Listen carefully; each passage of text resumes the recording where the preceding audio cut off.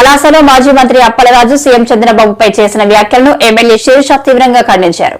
గడిచిన 36 గంటలుగా ఒక సైనికుడిలా వరద ప్రాంతాలలో పడవలో ప్రయాణిస్తూ బాధితులకు భరోసానిస్తున్న చంద్రబాబును రాష్ట్రం, దేశం కాకుండా ప్రపంచం చూస్తున్నదని కళ్ళు లేని అప్పలరాజుకు ఏమీ తెలుస్తుందని అన్నారు. గత 36 గంటలుగా మనందరం ఆందోళన పడుతున్నట్టు రాష్ట్రంలో ముఖ్యంగా విజయవాడ నగరం చుట్టూ వరద ముంచెత్తుతుంటే ఇటు చంద్రబాబు నాయుడు గారు గాని అటు మంత్రులు గాని అధికార గణంతో ఒక ముఖ్యమంత్రి స్థాయిలో ఉన్న 74 సంవత్సరాల వ్యక్తి పడుతున్న కష్టం ఈరోజు ప్రపంచం అంతటికీ ఆదర్శంగా నిలుస్తుంది. అలాంటి చంద్రబాబు నాయుడు గారి గురించి ఓడిపోయిన దగ్గర నుండి ఎక్కడ దాక్కున్నాడో తెలియదు గాని ఈరోజు 2 కెమెరాల ముందుకొచ్చి నోటికొచ్చినట్టు వాగుతున్న మాజీ మంత్రి అప్పలరాజు గారి గురించి ఆయనకి సమాధానం చెప్పడానికి మేము ముందుకొచ్చాను. అయ్యా అప్పలరాజు గారు, ఈరోజు చంద్రబాబు నాయుడు గారు తిత్లీలో ఏం చేశారు, హుదుహుదులో ఏం చేశారు, ఇప్పుడేం చేస్తున్నాడని కళ్ళుండి చూడలేని నీలాంటి కబోది మాట్లాడుతున్న మాటలకి ప్రపంచంలోని ప్రతి ఒక్కరూ అసహ్యించుకుంటున్నారు. డిజాస్టర్ మేనేజ్మెంట్ స్పెల్లింగ్ తెలియకపోయినా అర్థం తెలుసుంటుందని అనుకుంటున్నాను. అందులో చంద్రబాబు నాయుడు గారిని మించిన నాయకులు లేరు. 24 గంటల్లో కేంద్ర ప్రభుత్వంతో మాట్లాడి దాదాపు ఈరోజు ఒక 10 ఎన్డీఆర్ఎఫ్ టీమ్స్ తో పాటు పవర్ బోర్డ్స్ తో పాటు చుట్టుపక్కల ప్రతి ఒక్క రాష్ట్రం నుంచి సహాయ సహకారాలు తీసుకుని ఈరోజు ఆయన చేస్తున్న పనికి ప్రపంచం అంతా నివ్వెరపోతుంది. ఒక ఆదర్శ ముఖ్యమంత్రిగా ఆయన ఉన్నారు. ఆయన వయసు కూడా మర్చిపోయి గత 36 గంటలకు ఆయన అసలు నిద్రపోయారో లేదో మాకు అర్థం కావట్లేదు.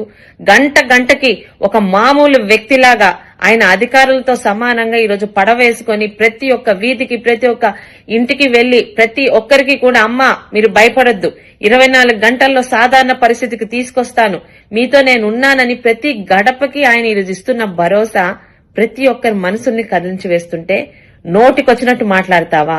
హుదుహుదులో ఆయన ఏం చేశారో నువ్వు చెప్పక్కర్లేదు. విశాఖపట్నం నగరాన్ని చంటి బిడ్డలా కాపాడుకున్న ఈరోజు ఎవరు విశాఖపట్నంలో మర్చిపోవట్లేదు. తిత్లీలో దాదాపు సచివాలయాన్ని అందరినీ ఈరోజు పలాస తీసుకొచ్చి 7 రోజులు ఒక ముఖ్యమంత్రికి ఒక మామూలు బస్సులో ఆయన నివాసం ఉంటూ పలాస మొత్తాన్ని మళ్లీ మామూలు స్థితికి తీసుకొచ్చారు. అలాంటి ఆయన గురించే మీరు మాట్లాడుతున్నారు.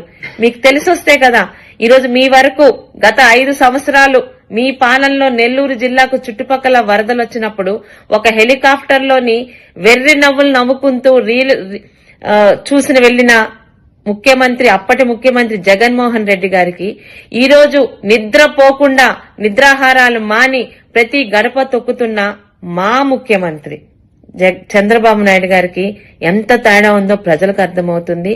దయచేసి అనవసరంగా కెమెరా ఉంది కదా నోటికొచ్చినట్టు మాట్లాడితే నాతో పాటు ఏ తెలుగుదేశం కార్యకర్త ఇంతకు ముందులాగా కాముగా ఉండరని మీకు సున్నితంగా హెచ్చరిక చేస్తూ చంద్రబాబు నాయుడు గారు ఎలా కష్టపడుతున్నారో రాష్ట్రంలోనే కాదు దేశంలోనే కాదు ప్రపంచంలో కూడా ఈరోజు మీడియా నుంచి చూస్తున్న మనిషి అన్న ప్రతి ఒక్కడికి మెదడున్న ప్రతి ఒక్కడికి అర్థమవుతుంది. మరి మీలాంటి పశువులకి ఎందుకు అర్థం కాదో మీరు మనుషుల పశువుల మీ ఇంగిత జ్ఞానానికే వదిలివేస్తూ ఫస్ట్ అండ్ లాస్ట్ వార్నింగ్ ఇస్తున్నాను అప్పలరాజు గారు. చంద్రబాబు నాయుడు గారి గురించి మాట్లాడేటప్పుడు నోటిని అదుపులో పెట్టుకోమని మీకు సున్నితంగా హెచ్చరిక చేస్తూ మీ సోదరి గౌతు శిరీష.